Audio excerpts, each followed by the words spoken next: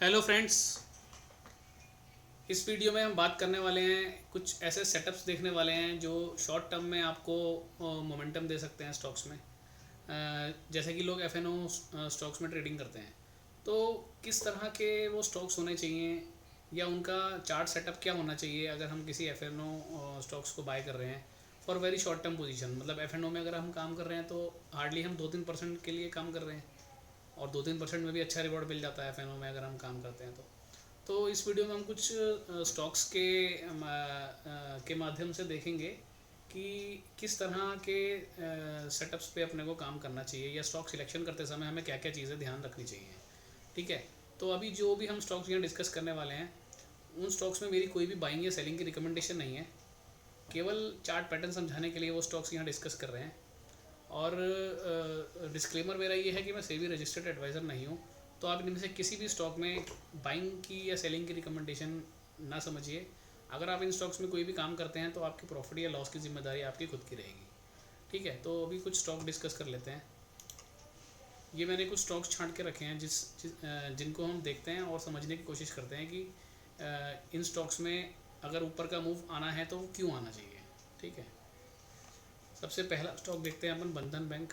और इसको मैं 5 मिनट के टाइम फ्रेम से स्टार्ट कर रहा हूँ, क्योंकि देखो जितना छोटा हमारा व्यू होता है, क्योंकि एफ स्टॉक ऐसा तो है नहीं आप 1 महीने तक लेकर के होल्ड करोगे, मैक्सिमम 1 दिन 2 दिन 3 दिन, और बहुत सारे लोग तो 1 दिन 2 दिन भी नहीं कर सकते हैं, हार्डली 10 मिनट 15 मिनट 1 घंटा, इससे ज़्यादा नहीं कर सकते हैं। तो देखते हैं यहाँ पर अपन 5 मिनट के टाइम फ्रेम से स्टार्ट करते हैं। ठीक है, मैं आ गया 5 मिनट के टाइम फ्रेम पे। अब 5 मिनट के टाइम फ्रेम पे मुझे क्या देखने मिला कि एक तो प्राइस जो है 200 EMA के ऊपर है। तो निफ्टी एनालिसिस वाली वीडियोस अगर आप रेगुलरली देख रहे हो तो उसमें एक चीज़ क्लियरली मैं बोलता हूँ कि अगर वेरियस टाइम फ्रेम पे प्राइस 200 के ऊपर है तो वो बुलिश है। ठीक है, तो अब इस स्टॉक को देखो आप, 5 मिनट का टाइम फ्रेम है, प्राइस 200 के ऊपर है। और इधर आते हैं हम 15 मिनट पे, प्राइस 200 के ऊपर है। 30 मिनट पे हम आते हैं तो यहाँ पर भी प्राइस आपको 200 के ऊपर दिख रहा है, और साथ ही साथ नीचे आप RS पे भी नज़र डालना। इन सारे टाइम फ्रेम पे आपको RS भी जो है वो पॉजिटिव साइड पे दिखेगा। ठीक है, एंड 1 आवर का टाइम फ्रेम अगर मैं आता हूँ तो 1 आवर के टाइम फ्रेम पे भी प्राइस 200 के ऊपर है और RS भी इसका पॉजिटिव है।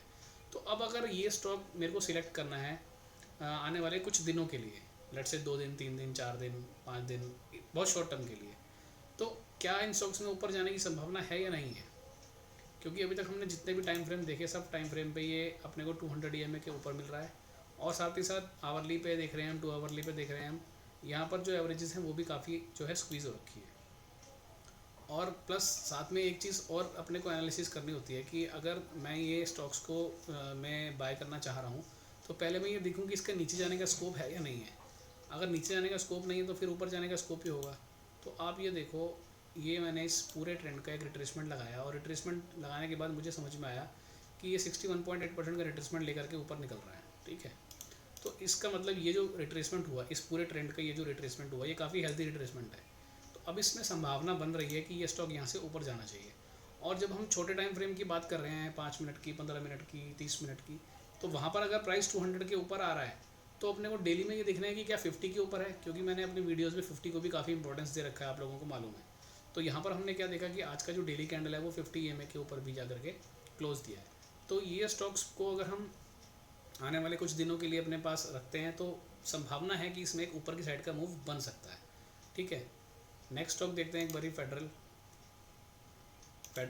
फेडरल में हम देखेंगे 5 मिनट के टाइम फ्रेम पे आप चलते हैं। इसमें भी अगेन इसमें भी आपको देखने मिला कि जो है आफ्टरनून में 2-2:30 बजे के बाद में एक मूव बना, एंड 15 मिनट का टाइम फ्रेम देखेंगे ऊपर है, 30 मिनट का टाइम फ्रेम देखेंगे ऊपर है, 1 आवर का टाइम फ्रेम देखेंगे ये भी ऊपर है, और नीचे आप RS को भी, जैसे मैंने बोला, आप गौर करिए, RS भी इनका ऊपर है। ठीक है, तो अब ये वाला जो स्टॉक्स है इसको भी एक बार डेली पे जा करके चेक करते हैं।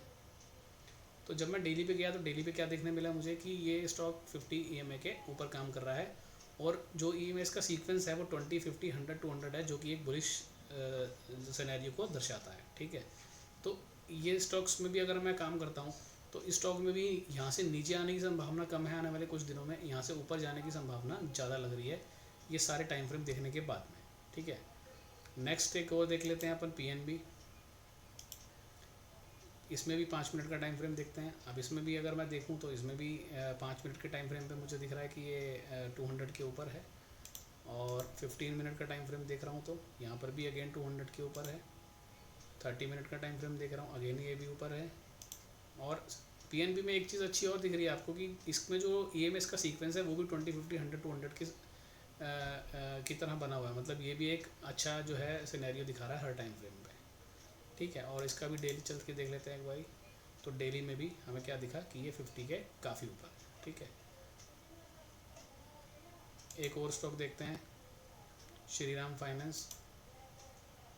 तो जब भी आप शॉर्ट टर्म के लिए कोई स्टॉक सिलेक्ट करते हो तो ये सारी चीज़ें आपको देखनी होती हैं कि छोटे टाइम फ्रेम पे वो एवरेजेस के ऊपर होना चाहिए और आरएस भी उनका ऊपर होगा सब टाइम फ्रेम पे तो और अच्छा है।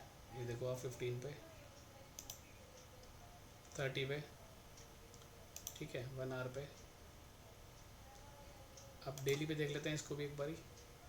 तो अगेन डेली पे ये भी 50 के काफ़ी ऊपर है, ठीक है। और लास्ट एक और स्टॉक देखते हैं, टाइटन। टाइटन में भी हमने देखा वो 50 EMA के पास आया, नीचे 50 EMA से वापस घूम के ऊपर निकाल के लेके जा रहा है। अब एक बार शॉर्ट टर्म का चार्ट देखते हैं। और सिलेक्शन करते समय आपको ये चीज़ ध्यान रखनी है कि उसमें ना स्कोप हो अभी बाइंग का। ऐसा ना हो कि सारे टाइम फ्रेम काफ़ी हद तक एक्सपेंड हो चुके हों। जैसे अभी हमने जितने स्टॉक देखे हैं वहाँ पर अभी 30 मिनट 1 आवर के टाइम फ्रेम पे एक्सपेंशन का स्कोप है अभी, ठीक है। तो ये देखो अभी ये जस्ट संगम से निकला ही है टाइटन भी। तो इस तरह के स्टॉक अपने को सिलेक्ट करने होते हैं, ठीक है। तो सारे टाइम फ्रेम 3 आवर 4 आवर सब टाइम फ्रेम पे ये ऊपर चल रहा है। तो अगर मैं इसको देखता हूँ, ये स्टॉक यहाँ से नीचे हुआ, नीचे गिरा, ये एक दिन गैप डाउन हुआ, ये आपका अर्निंग डे के दिन या उसके नेक्स्ट डे ये गैप डाउन हुआ। गैप डाउन होने के बाद में उस कैंडल का फॉलो थ्रू नहीं आया नीचे की तरफ। इट मीन्स कि यहाँ से अब ये जो ऊपर जा रहा है ये जेन्युइन जा रहा है और यहाँ से अभी ये जो हाई इसका लगा हुआ है ये हाई भी ब्रेक करने की पूरी संभावना है। तो ये चीज़ आप ध्यान देना जब भी आप कोई भी स्टॉक सिलेक्ट करोगे। अगर आप थोड़ा सा मीडियम टर्म के लिए कर रहे हो, यानी कि 20-25 दिन के लिए कर रहे हो, तो फिर आपको 5 मिनट 15 मिनट देखने की ज़रूरत नहीं है। फिर आप 30 मिनट से स्टार्ट कर सकते हो, 30 मिनट से 1 आवर से 2 आवर पे, इन सारे टाइम फ्रेम को जा करके चेक कर सकते हो।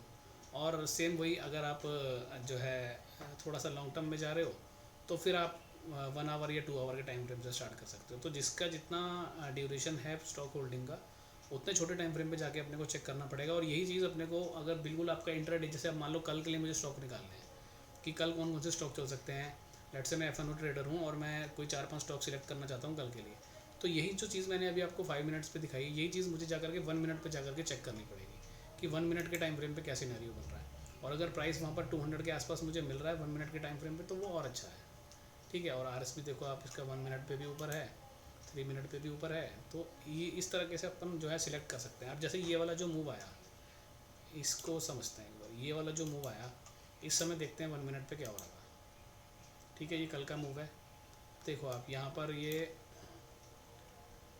पर ये रिवर्सल लेके संगम बना के खड़ा था 1 मिनट के टाइम फ्रेम पे। RS ऊपर आ चुका था RS ऊपर आ चुका था। 3 मिनट के टाइम फ्रेम पे जाओ, 3 मिनट के टाइम फ्रेम पे भी ये 200 को जस्ट क्रॉस कर रहा था, ठीक है। 5 मिनट पे आते हैं, 5 मिनट पे ये 200 के बिल्कुल जस्ट ऊपर खड़ा था। तो ये एकदम परफेक्ट सिनेरियो है हमारे लिए। मतलब यहाँ अगर हमने स्टॉक को ले लिया तो हमारा रिस्क रिवॉर्ड बहुत कम रहेगा। और यहाँ देखो आप जस्ट 50 EMA को क्रॉस कर रहा था 15 मिनट के टाइम फ्रेम पे। और RS देखो आप सारे टाइम फ्रेम पे आपको ऊपर मिल रहा है 15 पे 30 पे। तो अगर 15 पे और 30 पे RS ऊपर है तो 3 मिनट या 5 मिनट पे तो ऑब्वियसली ऊपर आ ही जाएगा ना। और 30 मिनट पे भी जाके देखो, ये देखो 50 कट रहा है, यानी 15 मिनट पे और 30 मिनट पे आपको 50 EMA एक साथ कटता हुआ दिख रहा है। नीचे के टाइम फ्रेम पे 5 मिनट 3 मिनट पे बिल्कुल जस्ट 200 के पास प्राइस खड़ा है। तो ये तो अंडरस्टूड है ना कि यहाँ से कहाँ जाने की संभावना है, ठीक है। तो इस तरीके से जो है अपन स्टॉक सिलेक्शन कर सकते हैं। ये थोड़ा प्रैक्टिस का काम है, ऐसा नहीं कि आंख बंद करके आप कुछ भी ले लोगे। लेकिन अगर आप इस तरह से स्टॉक्स निकालने की कोशिश करोगे और डेली कुछ 4-5 स्टॉक निकालोगे और वो स्टॉक निकाल करके खुद से जजमेंट लेने की कोशिश करोगे कि हाँ मेरे स्टॉक जो मैंने सिलेक्ट किए हैं वो चल रहे हैं या नहीं चल रहे हैं, भले ही आप ट्रेड ले रहे हो नहीं ले रहे हो, that was a different thing. But observation में रखोगे तो आपको काफ़ी कुछ ऐसे सीखने मिल जाएगा। और एक टाइम ऐसा आएगा जब आप अपने लिए स्टॉक सिलेक्ट कर पाओगे, इवन ना सिर्फ लॉन्ग टर्म के लिए, ना सिर्फ पोजीशन के लिए, इवन कल के लिए भी कि कल कौन सा स्टॉक चल सकता है, 2 दिन बाद कौन सा स्टॉक चल सकता है। तो ये सारी चीज़ें अपन EMA से कर सकते हैं, EMA और RS को यूज़ करके, ठीक है जी। Okay, thank you. I hope इस वीडियो से कुछ सीखने मिला होगा। और अगर वीडियो अच्छा लगा होगा तो कमेंट करके बताइएगा। ऐसी और वीडियोस आगे भी लेके आएंगे और थोड़ा सा आपकी नॉलेज में और इंक्रीमेंट करने की कोशिश करेंगे, ठीक है जी। Okay, thank you.